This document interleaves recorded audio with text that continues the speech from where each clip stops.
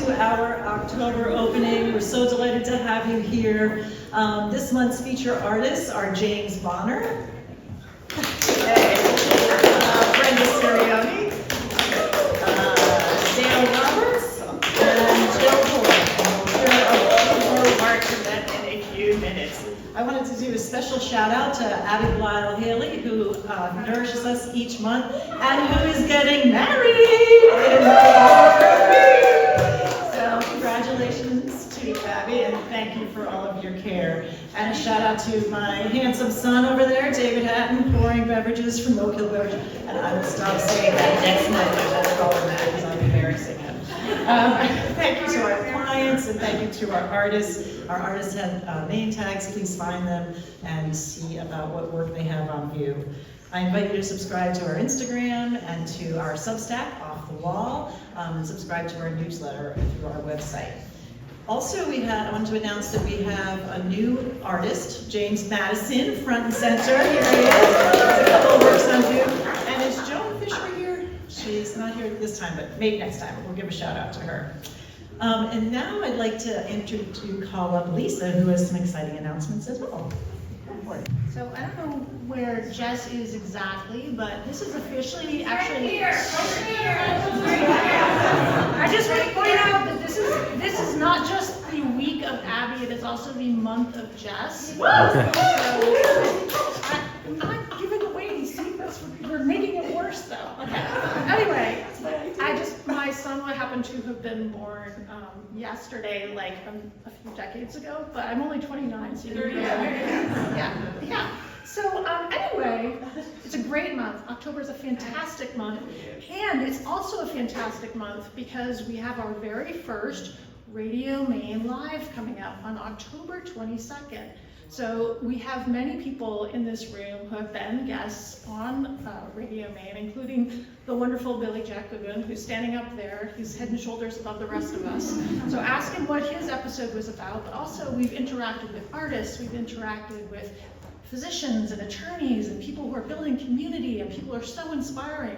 So on October 22nd, you get to come into the room and be with all of these wonderful people who have been on Radio Maine, and you actually get to see a panel of 4 very esteemed people from very different parts of the world who are going to talk about things that are going to blow your mind with the connections they make. So we truly invite you to come back on October 22nd, because when I interview people like Jill Hoy, when she comes in and I get a chance to spend 45 minutes with her on Radio Maine, I learned so much about her that You're a very good interviewer. I asked her to say that, so very good job, thank you, Jill. So it's just, what I love is that we're bringing art to life, we're making connections, we're meeting people, and we're making things accessible. And just as a very, very quick sneak preview, we're also going to be doing Artful Journeys. And this individual standing in the front row, whose name I'm not going to give, but he happens to be wearing tan and black. If you'd like to have more information about Artful Journeys, coming in November, this individual right here can tell you more. So we bring art to life here. So the wonderful people like James and Jill and Brenda, and I'm missing somebody. Who's the 4th person? Dale. How could I forget Dale? Oh my goodness. All of these people we brought to life on Radio Maine. So thank you so much for your patience. Thank you for celebrating the month of October with me. Also, a little preview on November 20th, as we're going to be having a book signing with New York Times bestselling author Erin Gates. Her newest book, Elements of Style, Creating a Forever Home. So she's a Boston-based interior designer that has a large footprint, and we're very excited to be able to be included on her book tour. Weddings and programs and birthdays, this is what it's all about, connections. So now I'd like to introduce our artists. We're going to make some remarks this evening. I would like to start with James Bonner. James, a contemporary realist painter based in Kittery, just down the road. He first came to Maine in the 90s and was struck by its character, both its beauty and its grit. That duality continues to shape his paintings, where quiet, familiar scenes carry unexpected depth. Self-taught in egg tempera and dry brush watercolor, James draws inspiration from Andrew and Jamie Wyeth and continues to stay in touch with their family, while steadily refining a style that is all his own. He often says he quote unquote edits his landscapes down to the core, distilling them to their essence in a way that invites us to slow down and see more deeply. Born in Little Rock, Arkansas, James studied at the University of Arkansas, but has spent much of his career in independent exploration, guided by curiosity, experimentation, and discipline of daily practice. Please welcome me, James Marr. Thank you, Emma. I mean, gosh, do I have to say any more? I mean, that was beautiful. Thank you. Yes. Thanks everybody for coming out tonight. I really appreciate it.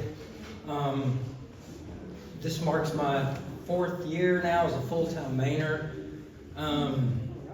And I'm not just a fair weather visitor anymore, so I don't know if I sound more like a Mainer. I'm hoping that comes with time. But anyway, thanks everybody for coming out. I'm very honored to share this wonderful venue with Jill and Brenda and Dale, and also Kevin, Emma, Sean, and Jess. Thank you for all the support and putting the shows on. It means the world to me, it really does. And I got a few remarks that I'm just going to read from here. And I may bore you a little bit with a little bit of egg tempera because I've kind of moved back to that this year. So I'd just like to say tonight, I'd like to take a moment to share a few thoughts about my small contribution to this year's show, especially my choice of paint mediums. You see, I consider myself a multi-medium painter at heart, but for these pieces, I've returned to one I've taught myself years ago, and that's egg tempera. This ancient technique predates oil painting by centuries. It was the predominant medium for artists during the early Renaissance period and later. Later it blended with oils to bridge the way to the pure oil era we know today.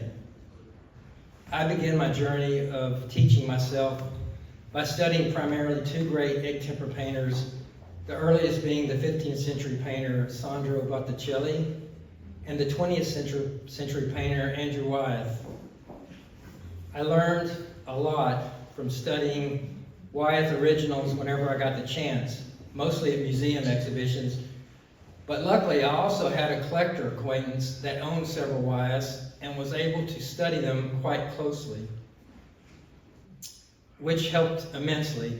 And armed with my perceptions of his process, trial and error became my guide, and ultimately I settled on a technique and process unique to me, although I still consider my aptitude with the medium ever evolving, so it may change. For this show, I've selected a couple of pure egg tempera paintings, along with several egg and oil emulsion temperas. What draws me back to it time and time again is how this medium lets me dive deeper into detail than I can with oils alone. It creates this intimate connection with my subject, almost like I have this symbiotic relationship through the paint to the panel that I don't feel with other mediums. Because of this, I have to be careful as I always aim for realism in my work, but it's not the razor-sharp precision of a photorealist or a hyperrealist. No, much of the detail is implied, hinted at, just enough to suggest movement and life without that excruciating exactitude that can trap a painting in stasis. It's about breathing energy into the scene, inviting you to fill in the rest with your own imagination. And speaking of imagination, I'd like to briefly talk about subject matter and how I approach it. I always start with something anchored in reality, a glimpse in the world that sparked my interest or struck an emotional chord. But from there, it's where the magic happens.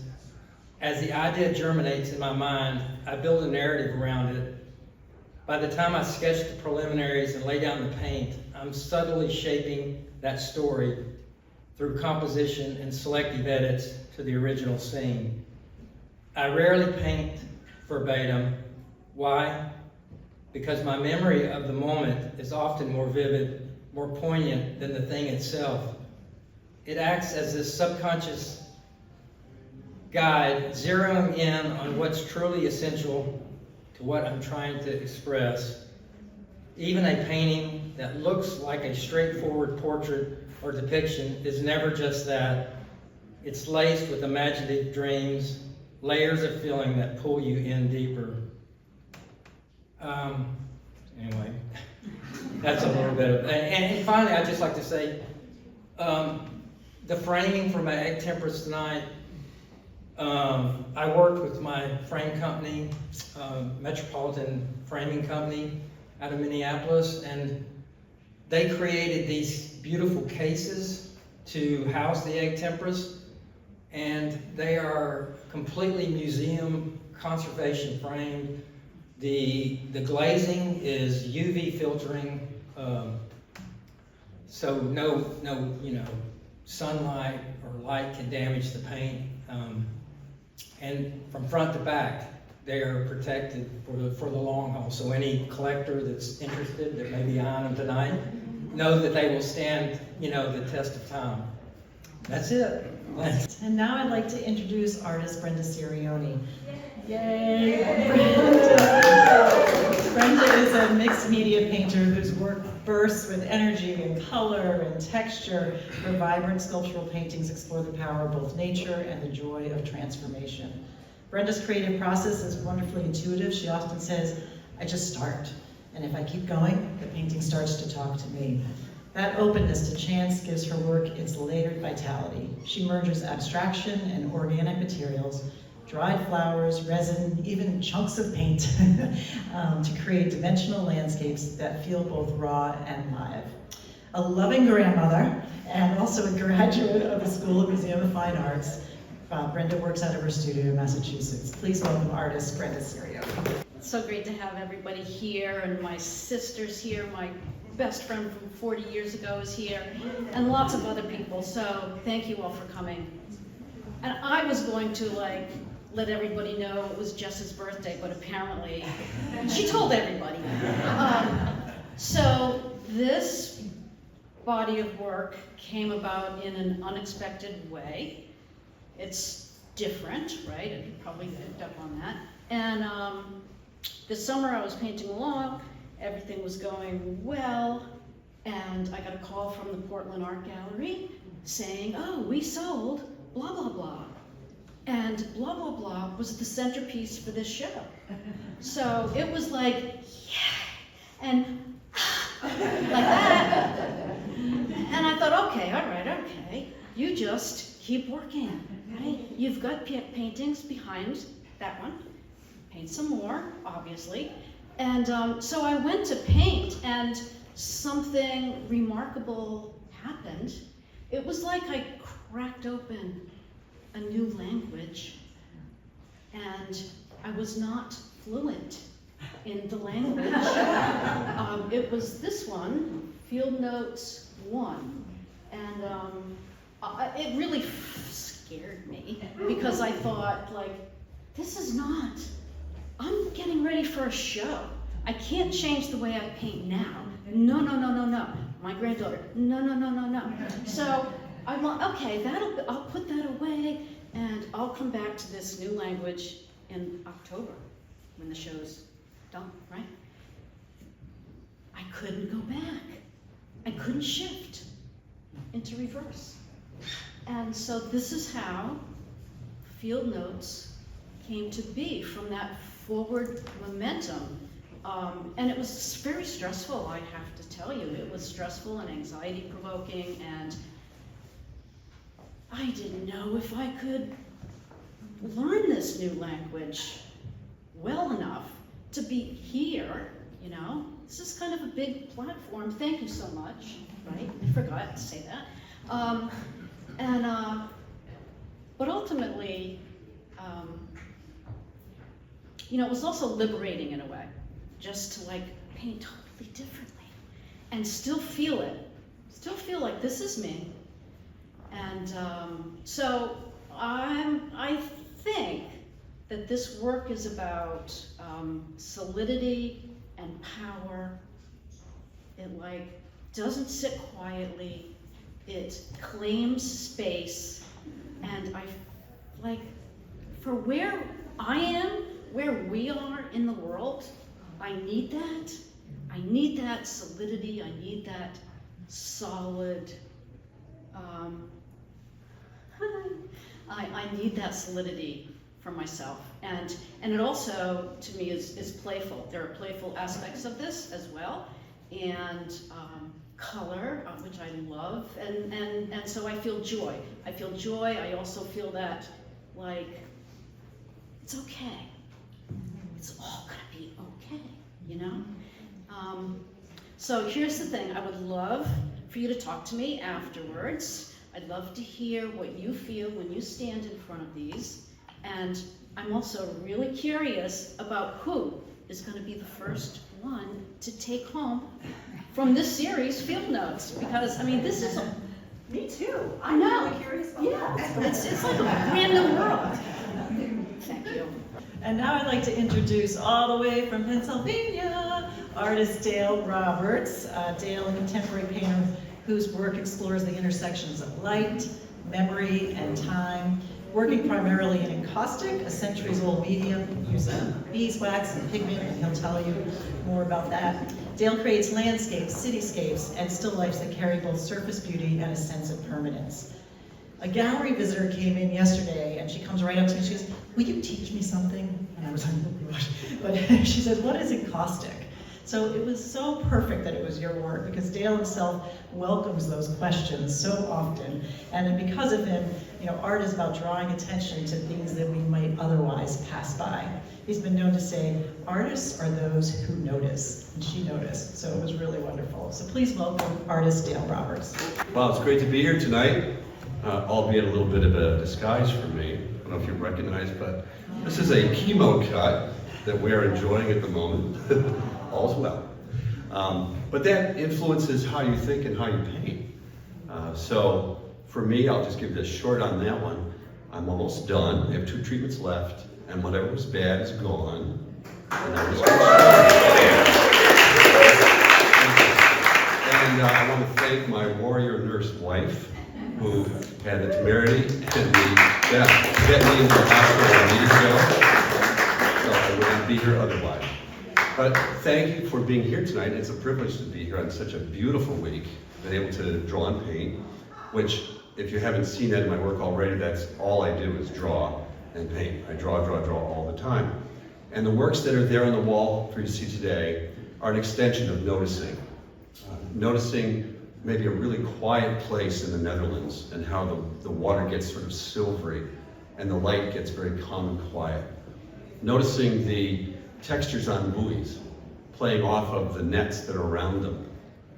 Noticing the colors in a vacant warehouse where someone has set up a temporary abode because that's all they can find. So my work is about noticing. It's also about helping you to notice, and I hope you'll notice things that you'll communicate to me, because I do like to talk. It's pretty quiet in the studio. It's me and Remy, our dog, who now is deaf. So it's even quieter for him. I thought about changing his name to Beethoven, but no, I wouldn't do that to him. He's a beautiful Springer. I'll show you pictures. You don't even have to ask twice. But to get a chance to have the work up and have people reacting to it, I've already had a number of folks asking me how. And I love to talk about how, because how is deeply entwined with why for me. How I do a thing has everything to do with what it looks like and why I paint it, and why I think it's important enough to make maybe a big one out of it, and hopefully important enough for you to see and come out to talk to me about. So they sit in this quiet studio with a very obedient, very quiet dog, and then they have a chance to be up here where everybody can interact with them. A couple other things about the way I work. These paintings that you see are encaustic start to finish. If I do any photographic work, it's just support for some details I might need, because my subject happens to be over in the Netherlands. But I do drawings and watercolors and gouache studies on site. I draw incessantly, and I turn things over in my mind. The buoy painting came about with buoys in the studio, buoys from a drawing I had done from a friend's house, and then other buoys that I'd seen along the way, maybe I had snippets of, and I would replace depending on what I wanted. So much like James, my work is not static. It's not just sit there and render a thing that's in front of me. It has to do with editing. And I would concur that an artist is an editor. Okay? It's all been made first. And we just take from what's out there. And I do that all the time in my sketchbooks, in my writing, and in my painting. And so I like to play with a variety of techniques. There's paintings there that I will shovel this stuff on. There's other ones where I'm using fine brushes to get detail. I'm more than happy to answer questions from any of you about anything about encaustic. I've been doing it for 42 years, so I have a little bit to impart, I suppose. And this is when there was like this much written about it. But I'm a stubborn guy, which has been helpful. And my team knows that as well. And so I thank you for coming tonight. Thank you for this beautiful gallery, this beautiful space to show. I was remarking earlier the way this gallery operates in getting the stories out there so people understand what this is about, because there's a big chasm between walking around here and those things up on the wall and your experience. And how do I bridge that? Well, you have a team here that does a wonderful job getting the stories out and helping people to come and get involved and being able to relate. So I hope you relate to one of mine tonight and talk to us about it. And certainly if you have a spot at home that something would fit, you're more than welcome on that one too. But I'd like to thank you for your attention. It's just a joy to be out here, away from that quiet studio, my deaf dog, and on my way to health and happiness. Thank you so much. And now I'd like to introduce artist Jill Boyd. Where did Jill go? Her fabulousness right in front of me. Okay.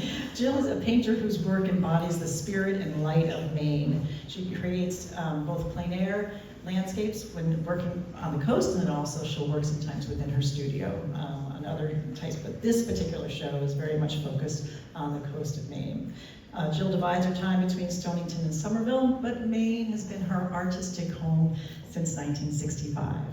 The seascapes, gardens, and architecture of Deer Isle have long inspired her vision. Working outdoors, she responds directly to the changing atmosphere, capturing what she calls the clear-like, gem-like light, the crystal-clear, gem-like light of Maine. Jill studied at the University of California at Santa Cruz, where she earned her BFA, and the New York Academy of Art. Her paintings shimmer with saturated color, rhythmic patterns, and a very, very strong sense of place, inviting us to both experience the beauty and the energy that is around us. Please welcome artist Jill Boyd. I just thought I'd take a snapshot of you guys. Whip it out and so, well, Emma did say it, and this gallery is so innovative in how it supports all of the artists it works with, and thank you so much. Really phenomenal. These are oil paintings. They're done outdoors on location. This is 2007, and I just wanted to show it at the right time of year. And the rest of them are this year. Some have spanned a year. Being held by a place because they're done on location. And I'm responding to hours of looking at the world. I think people often think I'm making up color, and I'm not. You know, you're looking at a foggy day going, what is that color? And there's so many in it, and so I'll jack it slightly, and this is what happens. I'm interested in gesture. I love Charles Birchfield, who responds to the landscape. And I'm trying to find the gesture and the language to transmit a kinetic kind of energy. And it comes from, of course, color and structure and gesture and the place itself that's just channeling, pulsing through me, and you're hopefully getting it. So that's my tale of this show. Yeah. Do come talk to all of us. And as many of the artists mentioned, Kevin, myself, Sean, Jess, we're all here if anybody has any questions or is interested in taking a piece home with them this evening. Again, thank you so much for being here for this opening, and have a wonderful